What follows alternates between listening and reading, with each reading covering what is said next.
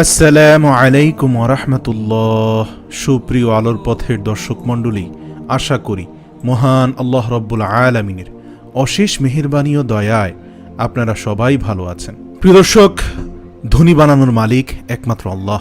দরিদ্রতাও তিনি দূর করেন, রিজিকের দরজা তিনিই খুলে দেন। রিজিকের মধ্যে, ধন দৌলতের মধ্যে সব কিছুতে বরকত দান করার একমাত্র এখতিয়ার আল্লাহর হাতে। আল্লাহর ৯৯টি গুণবাচক নামের মধ্যে ১২টি নামের সহজ ওজিফা আছে, যার আমল দ্বারা আপনার ধনী হওয়ার দরজা খুলে যাবে ইনশাআল্লাহ। আপনার সম্পদে বরকত বৃদ্ধি পাবে, আপনার সকল অভাব দূর করে দিবেন তিনি।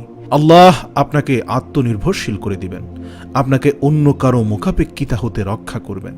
আপনার রিজিকের দরজা আশ্চর্যজনকভাবে খুলে যাবে। আসুন আল্লাহ রাব্বুল আলামিনের সেই ১২টি সুন্দর সুন্দর নামের ওজিফা পালন করার বা জিকিরের সহজ পদ্ধতিগুলো জেনে নেই, যেই পদ্ধতিতে আপনি এই সফলতাগুলো অর্জন করতে পারবেন ইনশাআল্লাহ, আর সেই মোতাবেক আমল করে অসংখ্য কল্যাণ হাসিল করুন।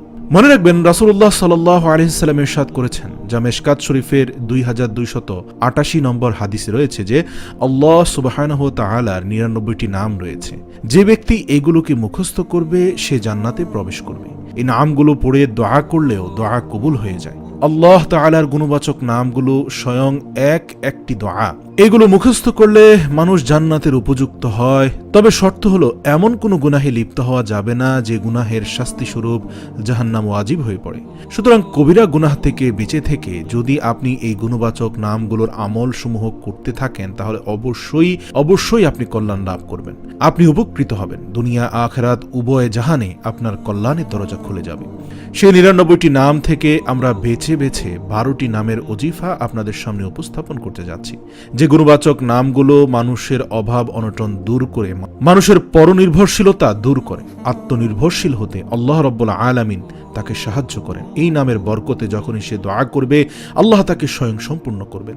যেই জিকিরের দ্বারা ধন দৌলতের মধ্যে আল্লাহ তাআলার গায়বী সাহায্য পাওয়া যায়, বরকত দান করেন তিনি, রিজিকের দরজা খুলে যায়, রিজিকের মধ্যে আল্লাহ তাআলা অফুরন্ত বরকত নাজিল করেন, রিজিকের দরজা আশ্চর্যজনকভাবে খুলে যায়। প্রিয় দর্শক, এইসব বিষয়ের সাথে যে সকল আল্লাহর গুণবাচক নামগুলোর জিকির জড়িত, সেই সব গুণবাচক নামগুলো ইনশাআল্লাহ আলোচনা করব।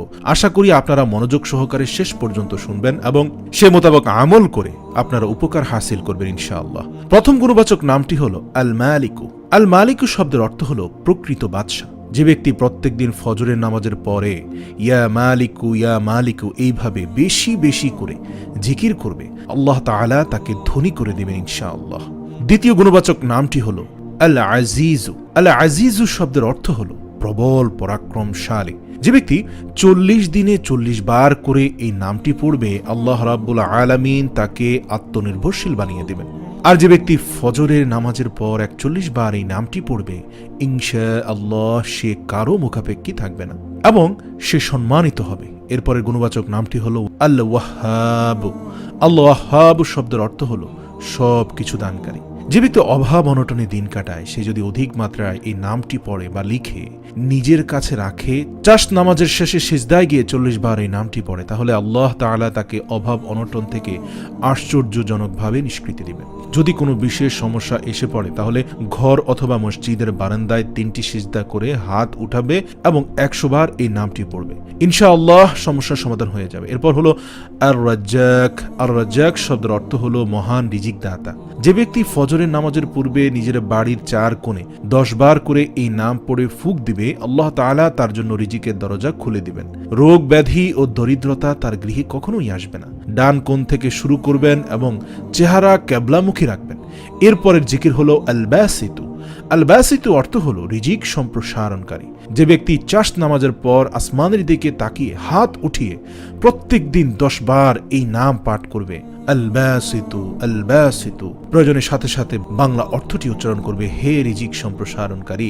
এভাবে পাঠ করবে এবং রব্বুল আলামিনের প্রতি খালেস ধারণা পোষণ করবে এবং আমল শেষে চেহারায় হাত ফিরাবে, আল্লাহ রাব্বুল আলামিন তাকে ধনী বানিয়ে দিবেন। কখনো সে অন্যের মুখাপেক্ষী হবে না ইনশাআল্লাহ। এরপরে জিকিরটি হলো আল লাতিফু। আল লাতিফু অর্থ হলো বড়ই দয়াবান। যে ব্যক্তি ১৩৩ বার ইয়া লাতিফু এভাবে পড়বে, ইনশাআল্লাহ তার রিজিকে বরকত হবে, তার সকল কাজ উত্তম রূপে সম্পাদিত হবে। আর যে ব্যক্তি অভাব অনটন, সীমাহীন অসুস্থতা অথবা অন্য কোনো মুসিবতে নিপতিত হয়, তাহলে সে ভালোভাবে অজু করে 2 রাকাত সালাত আদায় করবে, নিজের উদ্দেশ্য ও মাকসাদ স্মরণে রেখে 100 বার এই নামে জিকির করবে, ইনশাআল্লাহ তার উদ্দেশ্য পূর্ণ হবে। এরপরে জিকিরটি হলো আশ-শাকুর। আশ-শাকুর অর্থ হলো মূল্যায়নকারী। কোনো ব্যক্তি পার্থিব অনটনে বা কোনো প্রকারের দুঃখ কষ্ট এবং দুশ্চিন্তায় পড়লে এই নামটি প্রত্যেক দিন 41 বার পড়বে। ইনশাআল্লাহ আল্লাহ রব্বুল আলামিনের দয়ায় সেই পার্থিব দুশ্চিন্তা, পার্থিব অভাব অনটন থেকে রব্বুল আলামিন তাকে মুক্ত করে দিবেন।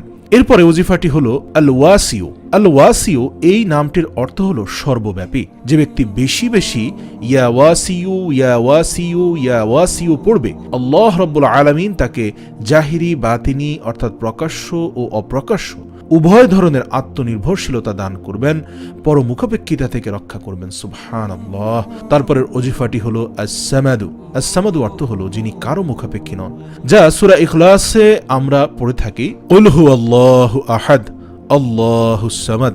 আল্লাহ তাআলা হলেন অমুখাপেক্ষী, তিনি কারো মুখাপেক্ষী নন। যে ব্যক্তি সেহরির সময় সিজদায় মাথা রেখে 115 বার অথবা 125 বার পড়বে, ইনশাআল্লাহ সে প্রকাশ্য ও অপ্রকাশ্য সত্যতা লাভ করবে, রব্বুল আলামিন তার সাহায্যকারী হবেন। আর যে ব্যক্তি অজু সহকারে এই মানের ওজিফা জারি রাখবে, ইনশাআল্লাহ সে কোনো মাখলুকের কোনো সৃষ্টিজীবের মুখাপেক্ষী হবে না, রব্বুল আলামিন তাকে গায়েবী সাহায্য করবেন। সুবহানাল্লাহ। এরপর ওজিফাটি হলো মালিকুল মুলক। মালিকুল মুলক অর্থ হলো মহাবিশ্বের বাদশাহ।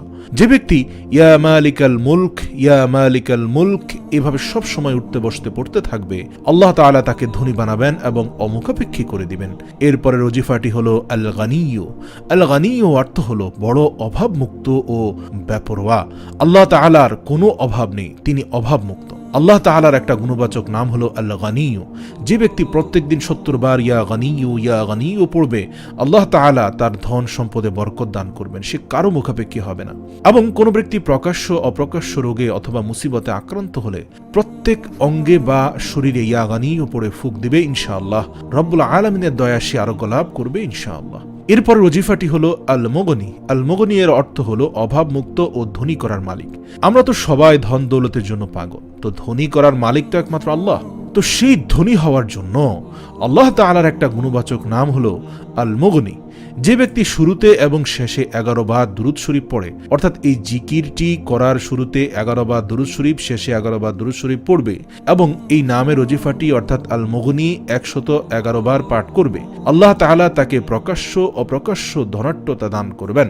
ফজরের নামাজের পর অথবা এশার নামাজের পর এই নামাজের সাথে সূরা মুজাম্মিল তেলাওয়াত করবে, তাহলে ইনশাআল্লাহ আল্লাহ রাব্বুল আলামিন এই ওজিফা সমূহের দ্বারা আপনার ধনী হওয়ার যে আকাঙ্ক্ষা সেটা পূরণ করবেন। আল্লাহ চাইলে আপনার সম্পদে বরকত বৃদ্ধি পাবে, সকল অভাব অনটন দূর হবে, আপনি আত্মনির্ভরশীল হয়ে গড়ে উঠবেন, অপরের মুখাপেক্ষিতা হতে রক্ষা পাবেন এবং আপনার রিজিকের সকল দরজা রব্বুল আলামিন খুলে দিবেন। তবে শর্ত মনে রাখতে হবে, আপনি এই সকল ওজিফা পড়লেন কিন্তু আল্লাহর নাফরমানি করলেন, তা তো হতে পারে না।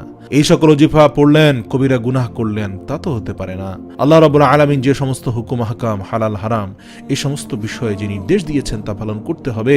ফরজ বিষয় যেগুলো সেগুলোর পাবন্দি করতে হবে, শিরক থেকে বেঁচে থাকতে হবে, কবিরা গুনাহ থেকে বেঁচে থাকতে হবে, সিরাতাল মুস্তাকিমের উপর অবিচল থাকতে হবে। তবেই রব্বুল আলামিন এই সকল ওজিফার জিকিরের বদৌলতে আপনার মনের নেক মাকসাদ পূরণ করে দিবেন। মনে রাখবেন, দেওয়ার মালিক তিনি, আমাদের চাওয়ার মতো চাইতে হবে এবং চাওয়ার রাস্তাগুলো বুঝতে হবে, জানতে হবে। আজকের এই ভিডিওতে যে আলোচনাটি হয়েছে, ইনশাআল্লাহ রব্বুল আলামিনের এই সকল গুণবাচক নাম তিনি আমাদের এই জন্যই দিয়েছেন যাতে আমরা এই সকল নামের উসিলায় তার সাহায্য প্রার্থনা করি। আমরা মুসিবতে যেমন রহমান রাহিম নামের উসিলায় সাহায্য প্রার্থনা করব, তেমন ইয়া মালিকাল মুলক, আল্লাহুস সামাদ এই সকল নামে আমরা অভাব অনটন থেকে আল্লাহর কাছে মুক্তি চাইব।